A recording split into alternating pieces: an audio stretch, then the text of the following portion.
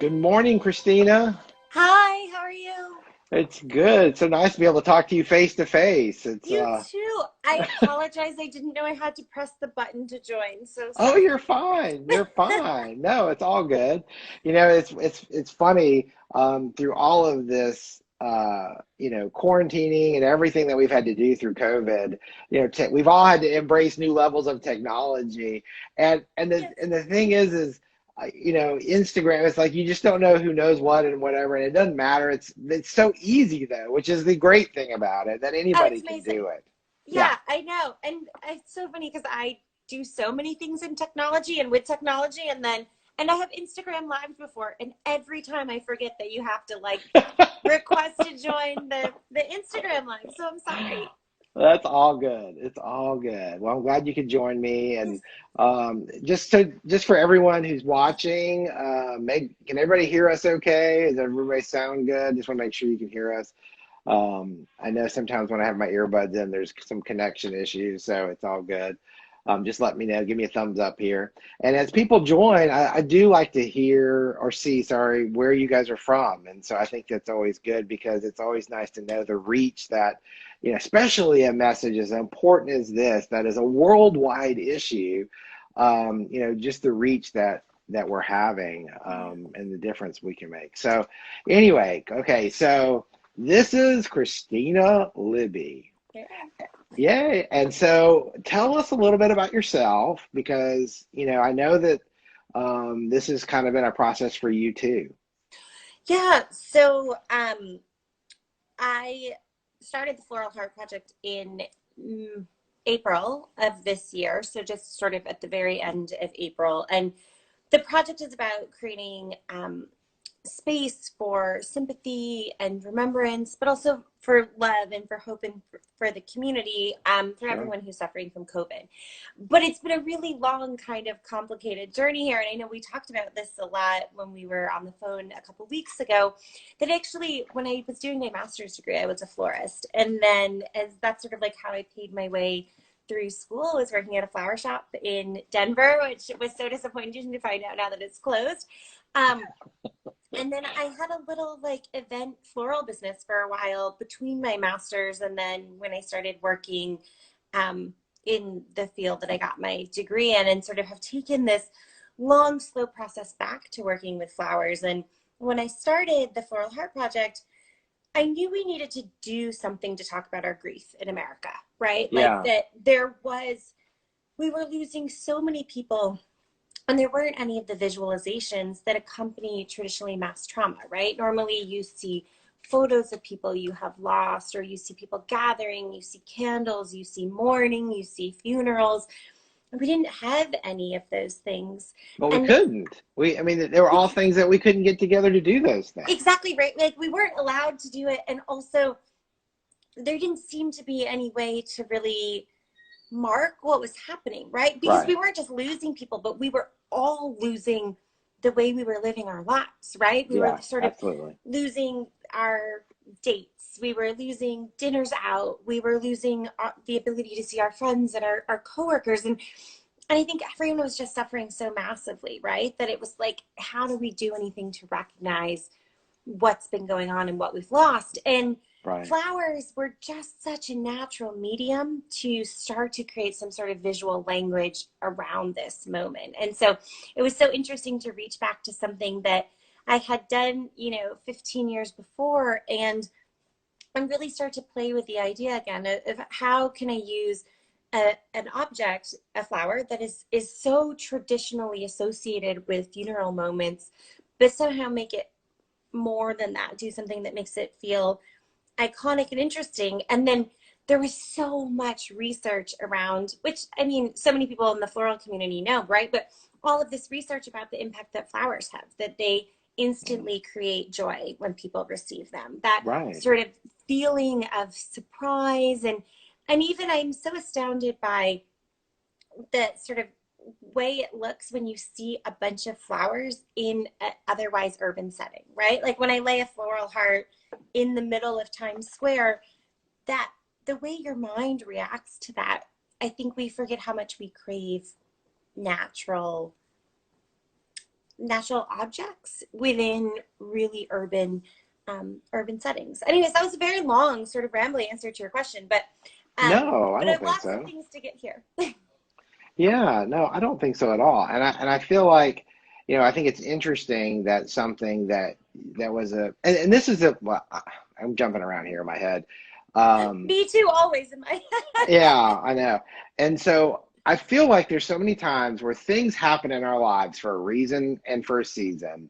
And I think it's so interesting that this skill or this thing that you used, to help pay your way through school is now creatively been able to be something that you could utilize, because you're right. I mean, flowers, have always been that thing that sort of, help us remember those special moments. Yeah. And, whether it's weddings, events, special occasions, but also, as you said, in memorial or in funerals. And I think, it's just, it you know, I guess I just think I was so glad to actually connect with you and learn more about this. And I wanted to say, for people who don't know, so the Floral Heart Project, what is it you do? And Yeah. when you create these moments, let's kind of describe this thing that you're creating and how you do it and you go about doing it. Sure. And then I want to also get back to the point you made about how a creative journey is such a season and a moment and things that keep coming back and back, because in creating this project, I feel like I'm pulling from so many different Mm. things in my life. So let's Hmm. start with the beginning. So Sure. the Floral Heart Project started in April of 2020. And it is intended as a way for us to honor those lost to COVID, but also create sort of hope and love for those in the community, because I think we are all suffering. Yeah. What it is, I mean, everyone in any way, even if you have lost, no, I mean, it's Thanksgiving, right? How many people aren't going home or having smaller gatherings, or we're all suffering in so many different ways and degrees. And I wanted to connect people on that. I wanted to do something for everyone that we had lost, and everyone who was losing something in their lives. And so what the Floral Heart Project is it's something I started anonymously doing in April. And I would make these floral garlands of predominantly roses. And to be honest, it was because roses were the easiest flowers to get at the grocery store. So because when I first started doing it, all the wholesale florist shops were closed, all the Right. retail florist shops were closed. So the only way I could really get flowers was at the grocery store. And so it was easy to get roses. And so I would get them and build these like 6 foot to 7 foot long garlands, just roses and twine, and then take them to places around New York City, which is where I live, and just lay them on the ground and take a little photo with my iPhone and then walk away. And I didn't want it to be about me. I wanted it to be about the community. And I was also terrified, right? Like, I didn't know if it was illegal. I didn't know how people would respond. I didn't know if people would just be like, if I hate this, why is someone putting flowers on the street?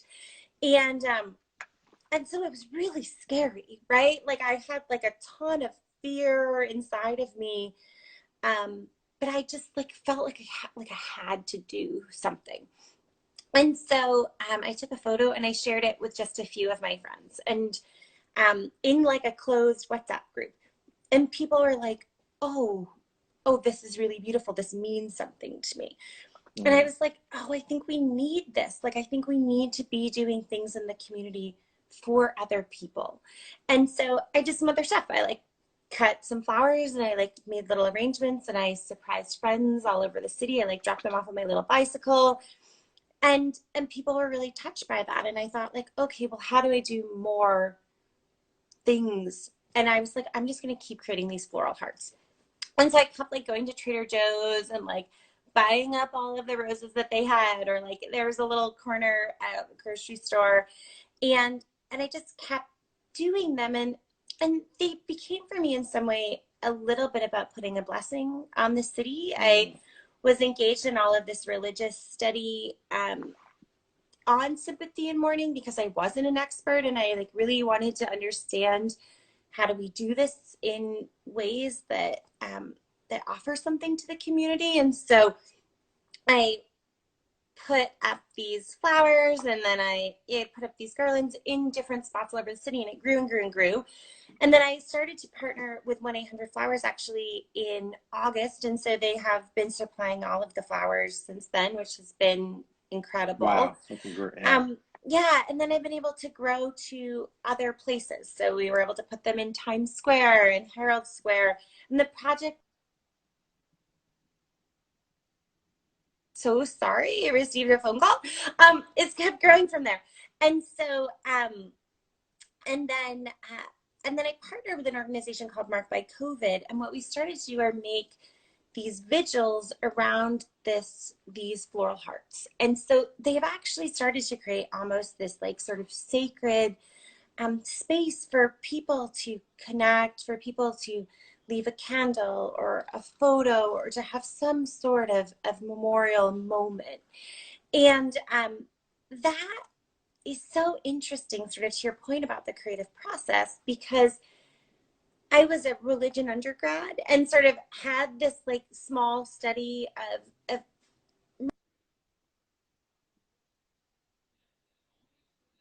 and that has continued to evolve, but it also sort of required all of these other skills that I have created over time. And then also really this like deep dive back into the floral community, which is looking at what other people are doing, different inspirations, different color inspirations. And I'm going to be creating like a large, we're calling them healing spaces, like a large window memorial display for just anyone who's suffering in this moment in New York City, and then taking them around the country.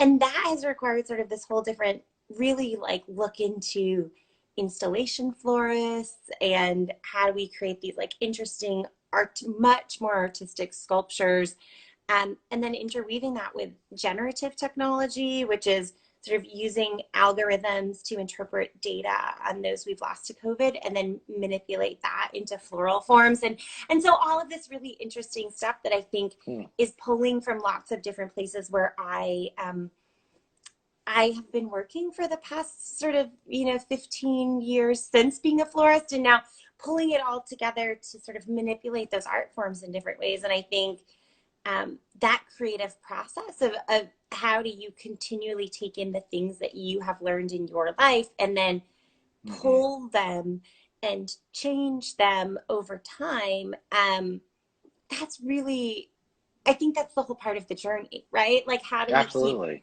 evolving and taking those things in? Yeah, absolutely. And I just think it's interesting because it's just funny how things happen in a way sometimes, I believe, to prepare you for other things. Yeah. And even though it doesn't feel like that at the time, sometimes later on it does. And so I'm curious, when you create these moments, and if someone were and you leave it and someone walks up, is there any sort of information, any sort of anything that helps them? Because sometimes people, I can imagine in New York City especially, home of the Lewis Miller Flower Flash and all these other things, you just don't know what you're going to come across in New York. And so but because you've created this, you want to sit back and say, okay, you know what, this is a really busy town. This town has been hit harder than probably any other single town in the world.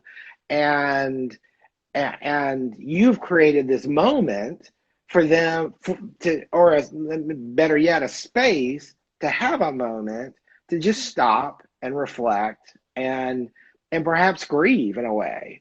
And so anyway, what is it when somebody comes up? Is there information? Is there? Yeah, I did it anonymously for so long with no information, and then I partnered with 1-800-Flowers, right? And so we wanted it to be like above board and to have permits and to make sure that we weren't going to get fined by the city. And so now we have official permits wherever we do it, and to sign, right? That explains that the intent of this is to have a space for grief. And what's really interesting about this moment and grief is that um, we are going through a period where everyone is engaged in what we call disenfranchised grief, right? And what that means is essentially people are being forced to delay their grief because the world, I don't know if you've noticed this, but is a little bit crazy right now. And so it feels so hard to suffer, right? And a lot of the people in the COVID community will explain this, that it feels like if they have lost a loved one, that it's an inappropriate time to suffer, right? Or that if they've lost a loved one, they just don't want to tell other people about it. And then I think all of us who are like, oh, I can't get my nails done, or I can't go to my job, like, are also suffering, but you could only feel like you can sort of express that so much because there's the enormity of everything else. And so all of that means that we are mounting this grief inside of us and sort of pushing it down and pushing it down. What will happen is that when we get a vaccine and we finally emerge out of this moment, we will all have to deal with our grief then. And that actually will have it will grow into essentially what is like a PTSD-like series of symptoms. So unresolved disenfranchised grief leads to anxiety, depression, physical violence, and substance abuse. That could happen based Just on name a few. Right, just a few small things. Yeah. Based on historical precedent, to like 15% of the population on average could suffer from a severe level of PTSD. That is, it's such an enormous burden on our mental health system and our community at large. And so creating any space where even one person feels like they have the ability to grieve, or to just take a moment and be sad, or just take a moment and sort of release those feelings, goes to help staunch that what could be 50 million Americans suffering from extreme PTSD, right?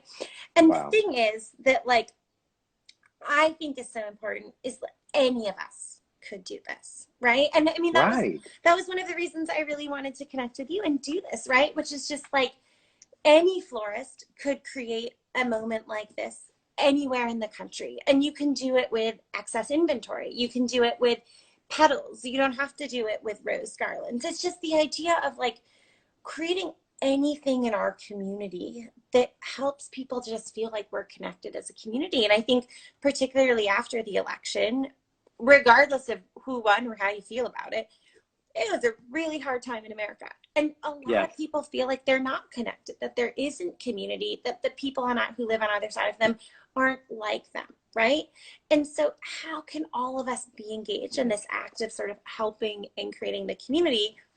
One like really simple thing to do is to make something and put it out there and to say, this is here to help you. And it doesn't have to be a huge thing, but I do really want to connect with like anyone else who might want to be part of this project and just sort of see, you know, can we do it in other cities? Can I help people to market that? Can we get your local newspaper involved? Like, can we do this thing together where, I mean, if you're a florist, it's a great way to get rid of old inventory, right? Like if you have flowers that you can't put someplace else and you're not already donating it to a nursing home or sort of any of these other great causes, it's really easy to take those and to just go someplace in your community and create a big heart, or to create some sort of symbol or arrangement for the people there.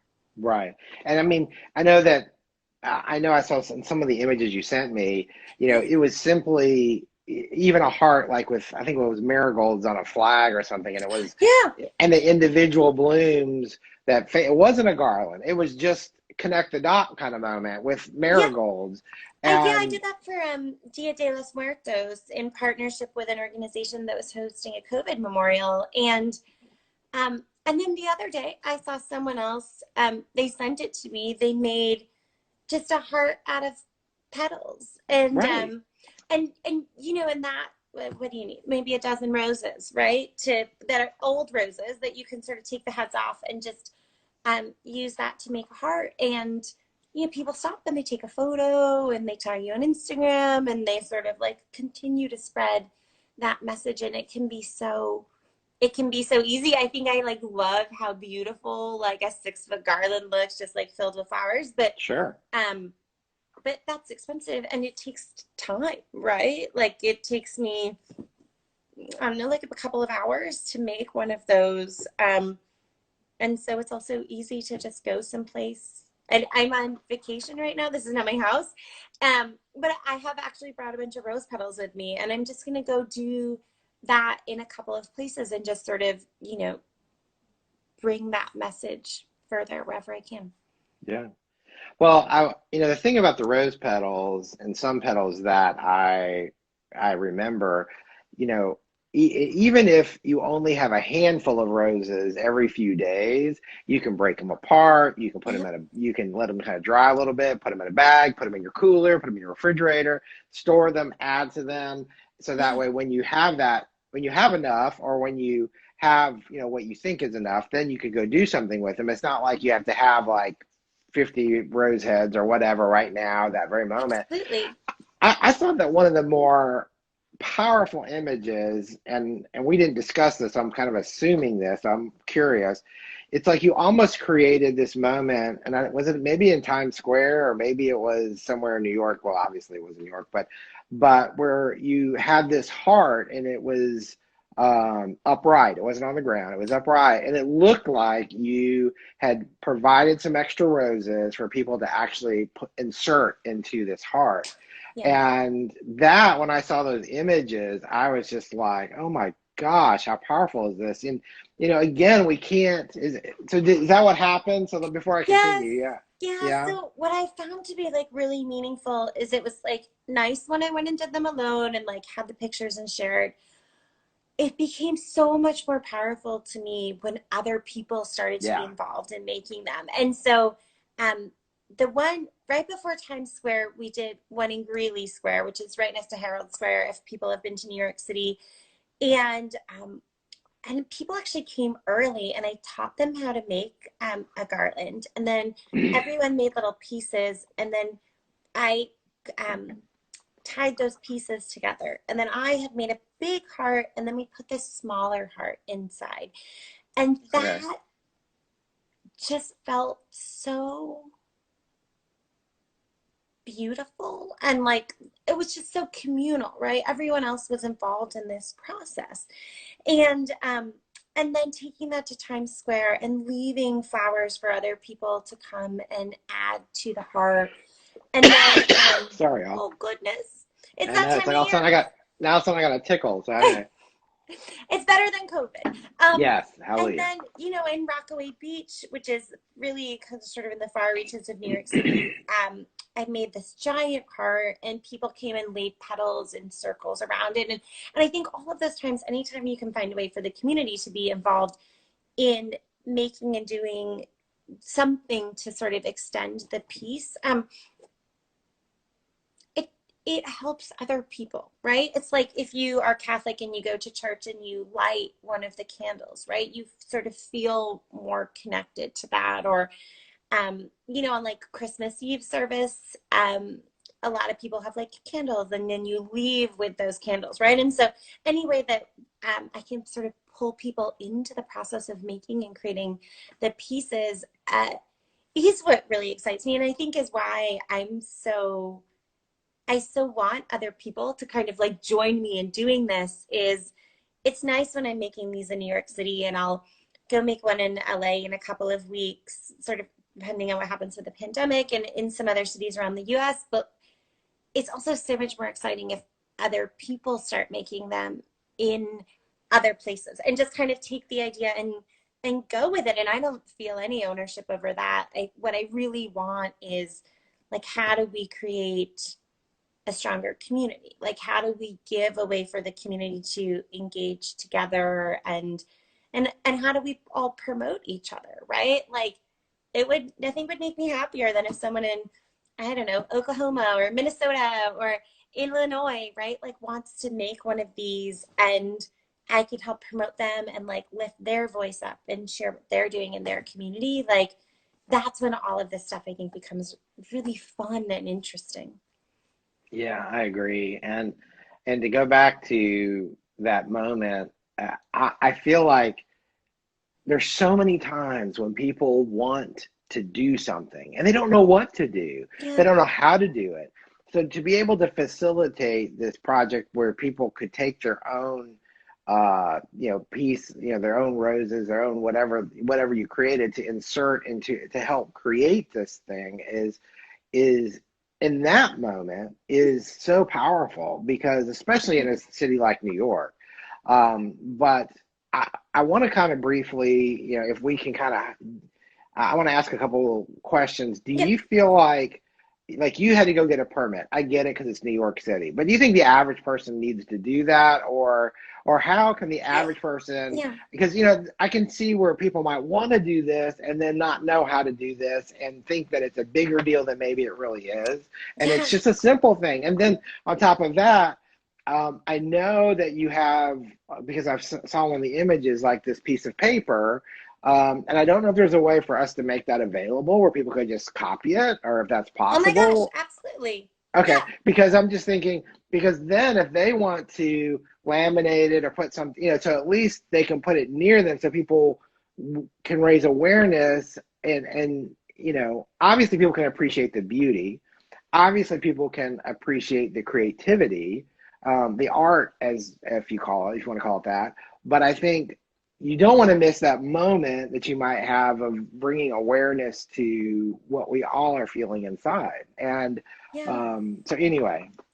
That's a great idea. So I'll do that. I'll put that on my website. I'll do that Okay. by the end of the day today. And then I think for most people in most places, you don't need a permit. And I think when I started doing it, I did it totally anonymously without a permit, Right. and didn't get in trouble. But if you get in trouble, please don't blame me, but also let me know, see how I can help. But I think I don't think you need a permit. And I think there are a couple of things. So I did a big installation. I did 10 of them in a neighborhood in Manhattan recently. And we also use chalk, right? So just Okay. for the heart, we hashtagged it with Floral Heart Project, and then Great idea. and then an Instagram handle, right? So if you're locally in your community and you want to do it and you want to put your Instagram handle next to it or the hashtag next to it, that's probably also really, really easy. But I will also kind of put out a printout. I'll make a printout of the sign and make it available on my website, and I'll like ping it on my social media when it's done. So if you're following me, you can find out. I do think it's art, right? Like I do think you're Right. making something for the community, so you're making a piece of art, but it can be really simple, right? It can be as simple as taking those, 7 old roses and taking the petals and putting them outside. And I think about it this way, like you want to put in a place where people will see. And so is there like a town square in your community, or is there would you want to do it in front of a hospital? Like, is there a hospital that has dealt with COVID patients in your community?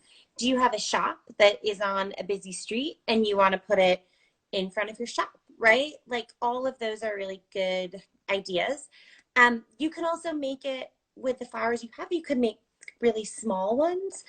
I think for people in here who own a shop, you could probably also like sell little arrangements for people to like in your neighborhood to make them, right? Like that's sort of the like kids.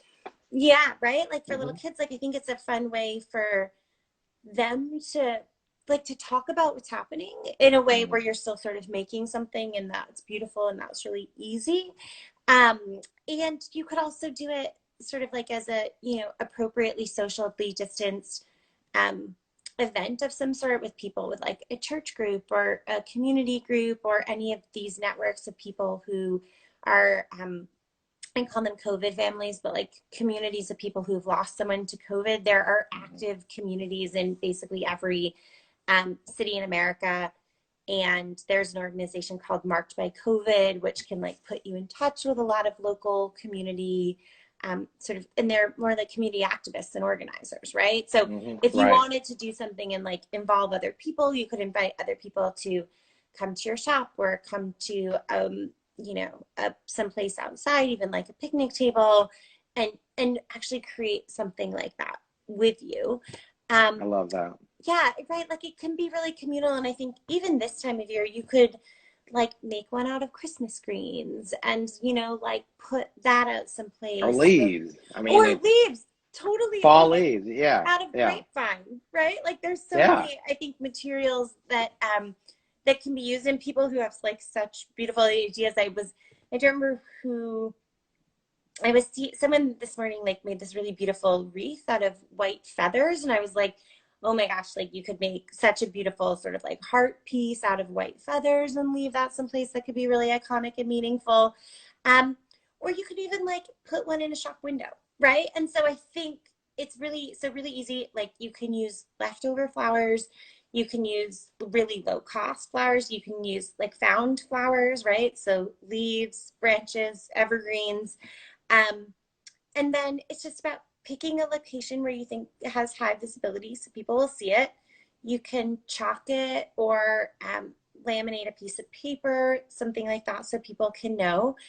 And then if you want to tag me or reach out, I'm like also so happy to sort of like reach out to local papers and share the photographs of what you've done and include that across the work that we're doing on our social media and to just I think elevate anyone who wants to be part of the project. I just think it's a really I just want to do more to sort of like help all of us across America, and especially I just think that sort of florists are kind of the unsung heroes of providing solace and sympathy and a way for people to process what's happening that is a truly pivotal role in America.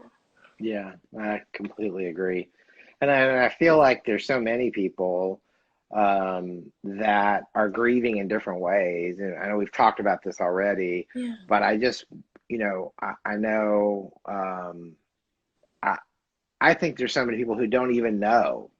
Like it's like they Yeah. haven't come up for air yet to really understand what they are dealing with, Yeah. or what emotions they're dealing with, or like you mentioned the PTSD. And so, and before we get off here, I just want to, if anybody has a question, that I should have said this, 3 other times, and I just was so into our conversation. But if you have a question for Kristina, just type it below. You can either hit the question bubble at the bottom and type it in there, or just add it in the comments. But either way is fine. I know we have a few minutes here still, and so if you've got one, let us know. Um, and so I know that you have been published in a couple. I'm not sure if it's digital formatted but they were publications. And I feel like the awareness is definitely growing about what you're Yeah. doing, which I think is exciting. What is the best way? And if people wanted to tag you, I mean, obviously we can tag the Floral Heart hashtag the Floral Heart Project, or is it hard?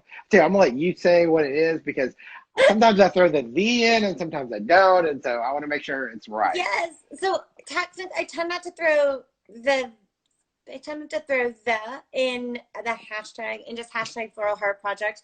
You can Okay. also just DM me on my handle. More than happy to connect or sort of or tag my handle. And I do look at the hashtag. Oh my gosh, not every day because I'm not always on social media all the time, but I'm trying to be better. Or use that, or also just like shoot me an email. What's the best handle though? Because I know you have two. This So one at Light Verse Light, which is okay. where I put all of my art stuff, and yeah, and reach out. I mean, I would love to continue to collaborate and sort of grow this as much as we can, because to your point, like I think we're all kind of like making our way through the moment, and that there's Absolutely. just so many emotions that we are unable to process right now, and we are just feel just so many feelings. I did a big event in Rockaway Beach 2 weekends ago that was in partnership with this organization called New York Next, and Mm. they're really focused on bringing like joy and hope back to New York City and proving that like New York City's not going anywhere. And so this moment was a moment to grieve, and then a moment to just sort of like let go of all of those moments, and gave them out to the ocean in partnership with this with the Black Surfers Association. And I just started crying, and Mm. I like so many people around me were also crying, and I'm someone who talks about grief and how hard this moment is all the time, right? And yet still I have so many of these emotions, just like it's really sad I don't get to spend Thanksgiving with my family.